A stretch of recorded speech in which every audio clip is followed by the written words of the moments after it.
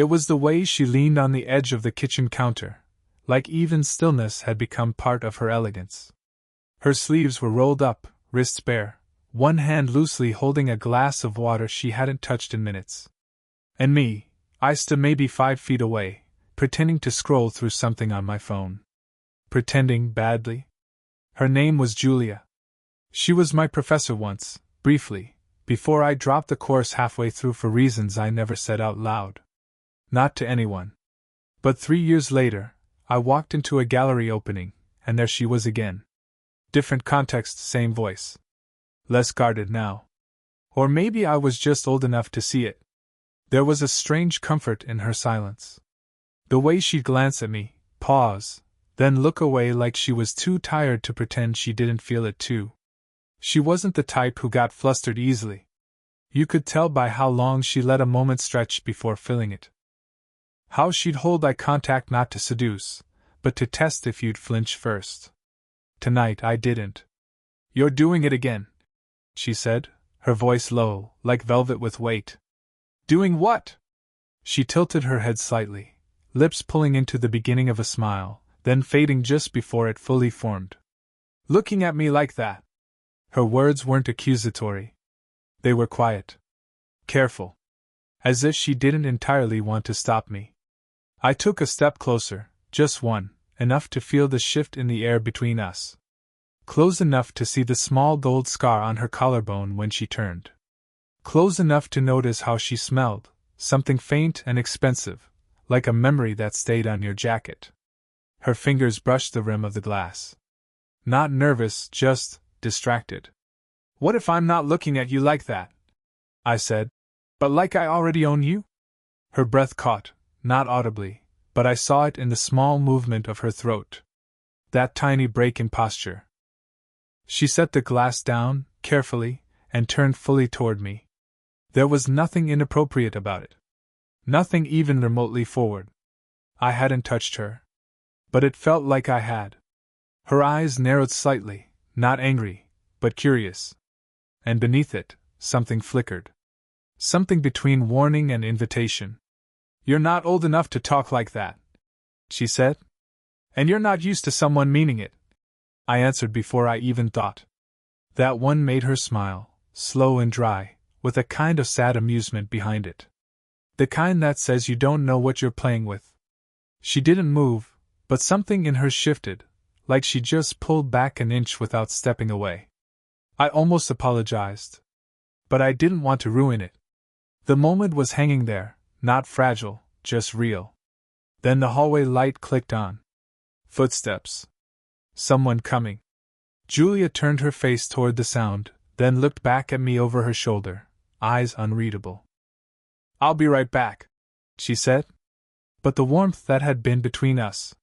She took it with her. I stood in that kitchen a little too long, pretending I wasn't listening to the soft cadence of her voice in the next room. Another guest, maybe? Maybe her sister, someone she'd said would probably drop by, though she never sounded sure of it. I traced the rim of her glass with my thumb before realizing what I was doing and pulled away like it burned. When she returned, her hair was slightly tousled, one curl brushing her cheek. She was barefoot now, holding 2 plates. "You eat, or just stare at women and make them uncomfortable?" "Only the ones who stare back," I said. She exhaled through her nose, not quite a laugh. She set the plates on the counter. We stood side by side, elbows almost touching, facing opposite directions. I could feel the warmth of her body next to mine. The air between us wasn't empty anymore. It felt full of things that couldn't be said. I was 27. She was 45. That wasn't a theory. That was a fact. But when you're that close, breathing the same air, age starts to feel like a thing other people bring up, not something that actually lives between your bodies. Still, she kept her distance, mostly. Except for the little things. Like the way her hand lingered when she passed me a napkin. Or how her voice softened when she said my name. Or how her fingers brushed the inside of my forearm when she reached past me, as if by accident, but lingered just 1 second too long. And me? I noticed everything. The indentation on her ring finger, still faint. The way she rarely used her phone unless someone texted, and even then, only after reading it twice. The slight shift in her breathing whenever I stepped closer than I needed to. I didn't ask about her ex. I didn't need to. You can hear loneliness in a person's silence if you listen hard enough. And hers? It was old. Not desperate. Not loud. Just settled. Like she'd made peace with it, even if it still stung sometimes. You always this intense? She asked later, after the others had left. We were in the living room now. Low light. Music soft, forgotten in the background. Only when someone doesn't look away, I said. She turned her face toward me slowly. Not smiling. Not daring. Just watching. Like she was trying to remember something from a long time ago, and saw pieces of it in me. I shouldn't, she said so softly I barely heard it. But she didn't move. I could feel her breath near my jaw. She was close enough that I didn't have to lean in, but I did anyway. Just slightly. Just enough that when my shoulder grazed hers, she didn't pull away. Her fingers touched mine. Lightly. Just a touch. But it stayed. Her body pulled back before her eyes did, hesitation dragging behind like a shadow. A voice called from the hallway. Jules? I left my scarf. Julia stepped back so quickly, the air between us collapsed. Yeah. Just hang on, it's here. Her voice was smooth, practiced. Like nothing was wrong. Like her hands hadn't just been touching mine like they wanted to remember the shape. I stayed still. She walked out. I heard her talking to the woman, cheerful, casual. Lying by omission. I rubbed the back of my neck and tried to remember what I'd just been thinking before the interruption. But it was gone now, replaced by the taste of almost. She returned a minute later. She didn't meet my eyes. I thought she left earlier, she said, brushing her hair behind one ear. Her hand was trembling slightly. You okay? I asked too quietly. She nodded. Yeah. Just. Her voice trailed off. She sat down across from me, not next to me.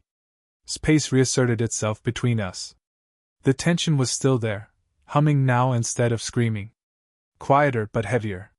She folded her arms over her chest like a shield. I was married for 20 years, she said suddenly. Met him in grad school. We made sense. Until we didn't. I didn't interrupt. I let her keep talking. I didn't cheat. He didn't either. We just stopped, seeing each other. It was polite for too long. That's worse than fighting, I think. She glanced at me. You make it really hard to stay polite. There it was again. That edge in her voice. Tension wrapped in self-control. I shifted forward, elbows on knees. You think I'm playing? No. She shook her head. That's the problem. The silence after that was sharp. Like we both heard something breaking quietly under the weight of what neither of us could say. I keep telling myself it's just an attraction, she whispered. It'll pass. You'll find someone who doesn't come with this much baggage. Or gray hair. Or. I was already standing. I crossed the room slowly. She looked up at me. I watched her pulse flicker at her neck. I knelt down in front of her, close, too close. She didn't move away. Say stop, I murmured. She didn't. Her breath caught as I reached for her wrist, gently, just enough to feel her warmth again. She tilted her face toward mine, the space between our mouths no longer empty, but trembling. Then, her phone lit up. The glow cast a harsh light across her face. She blinked, then looked at the screen. Her lips parted slightly. She pulled away. I have to take this, she said, almost breathless. But as she stood, her fingers brushed mine again, slower this time. On purpose, the phone call had been short. Whoever it was, she didn't mention them when she came back into the room. But something was different. She moved with too much care now, too graceful, too measured. The kind of calm that only comes after a storm you didn't let anyone see. She poured herself a drink. Something dark. She didn't offer me one. I think we should stop this, she said, not looking at me. What exactly are we stopping? I asked. Her lips pressed together. She turned slightly toward me, eyes catching mine like a hook. This, she said. Whatever this is. The looks. The attention. It's a mistake. I stood. Slowly. Walked over to her. I think it's the only thing that hasn't felt like a mistake in a long time. Her breath hitched. She looked down at the glass in her hand, then set it down. You don't get it, she whispered. I've spent years trying to rebuild my life. Quietly. Cleanly. I'm not, this isn't who I am. But it's who we are right now, I said. She looked up at me then. Her eyes were wet, not tears, not yet. Just the suggestion of vulnerability cracking through the surface. I stepped closer. I can't stop thinking about you, I said. Even when I try. She didn't move. So I kept going. The way you carry yourself. The way you hold back even when I know you want to lean in. The way you said my name that night like it scared you. Her hand went to her throat. I reached up, slowly, and brushed a loose strand of hair behind her ear. My fingers lingered near her skin. She didn't breathe. You're not scared of me, Julia, I said. You're scared of how much you want this. Her chest rose. Then fell. Once. And then, she closed the distance. Not with her lips, but with her whole body. She leaned into me, hands pressed lightly to my chest. Her head rested near my shoulder for just a moment. I wrapped one arm around her without thinking. The other found her back. She was warm. Real. Shaking, slightly. Her voice came barely above a whisper. Do you know how many nights I've stood in this room alone? I didn't answer. I just tightened my arms around her. She pulled back just enough to look at me. We were inches apart. I brushed my thumb over her cheek.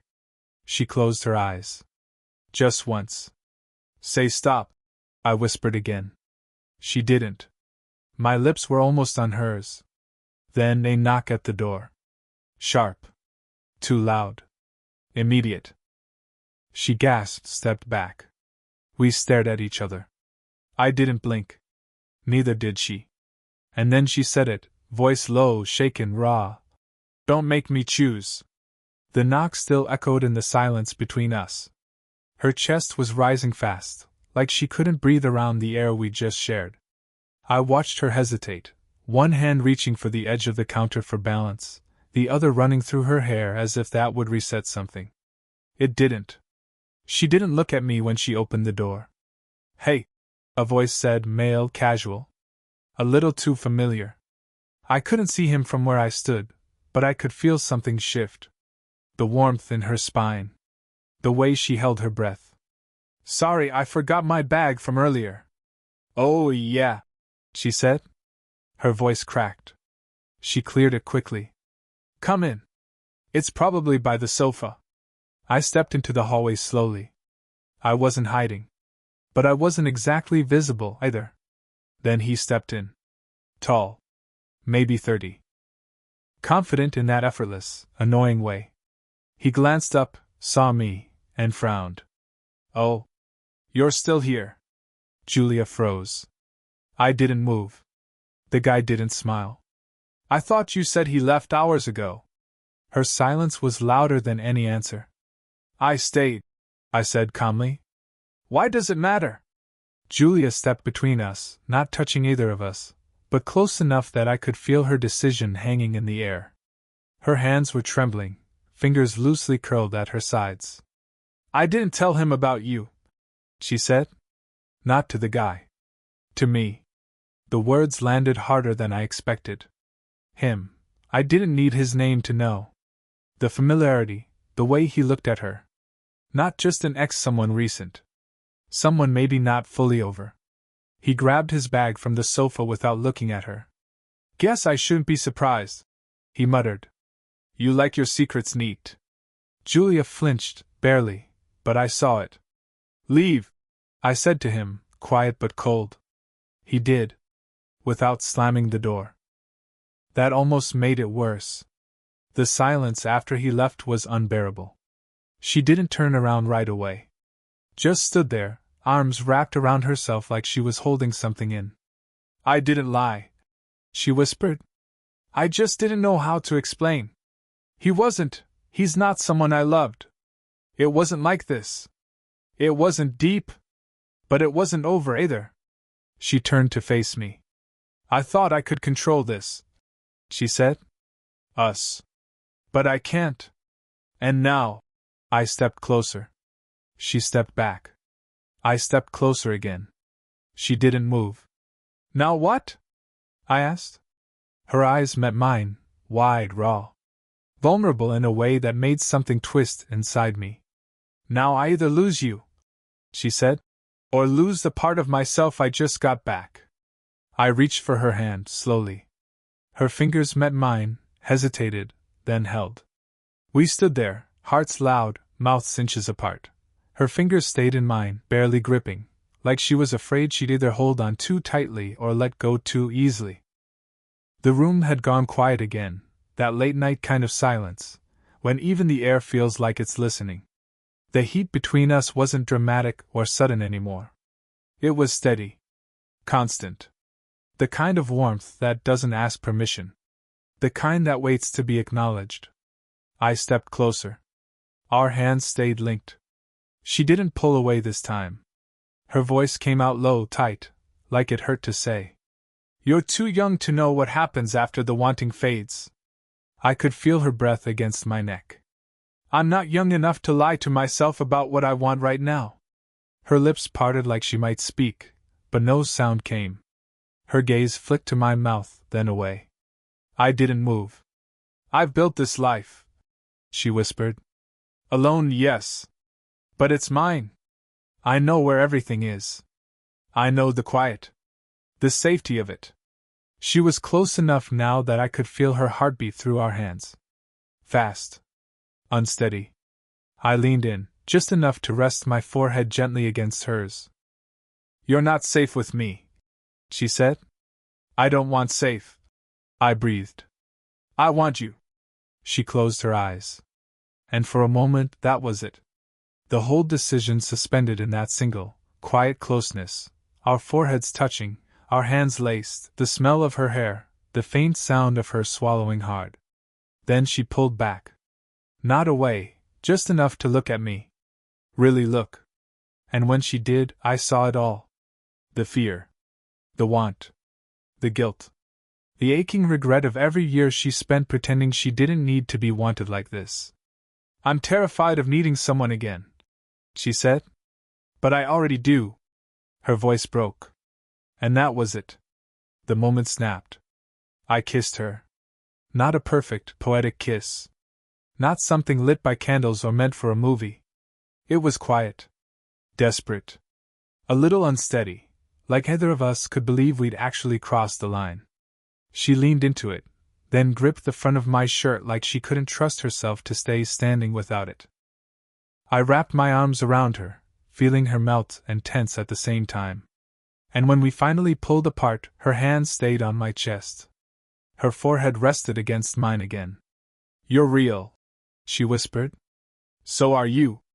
She let out a soft, shaky laugh. Then, I don't know what happens now. I brushed my thumb over her jaw. We stop pretending we don't already know. She made coffee barefoot, quietly, as if noise might break whatever soft thing had settled between us overnight. The window was cracked open, letting in early light and the sound of leaves brushing against the house. I sat at the edge of the kitchen table, watching her move, not out of possession, not out of lust, just out of something deeper. Familiarity, maybe. Or something on its way there. She poured 2 mugs. Slid one across the table to me. You still here? She said, a little smile tugging at the corner of her mouth. Yeah, I said. I didn't want to leave while it still felt like a dream. Her eyes softened. She sat across from me, resting her chin on her hand, the other cradling the warm mug. Her shirt had one button undone. Her hair was messier than usual. And still, she looked more herself than I'd ever seen her. I thought I'd feel regret, she said softly, almost to herself. Waking up with you here. And do you? She shook her head, then paused. I feel undone. In the best way. I reached across the table. Took her hand. She didn't pull away, just let our fingers tangle naturally, like we'd been doing it for years. The silence wasn't heavy now. It felt full. Safe. There was still a weight, yes. The kind that comes with choosing something real. She was older. I was younger. We still lived in two different lives, technically. But somehow, we had found the same moment. And we didn't want to step out of it. She leaned forward, resting her other hand over mine. I can't promise this will be easy, she said. There will be looks. Comments. Maybe worse. I nodded. I know. But I also know I'll still want to touch you in public even if people stare.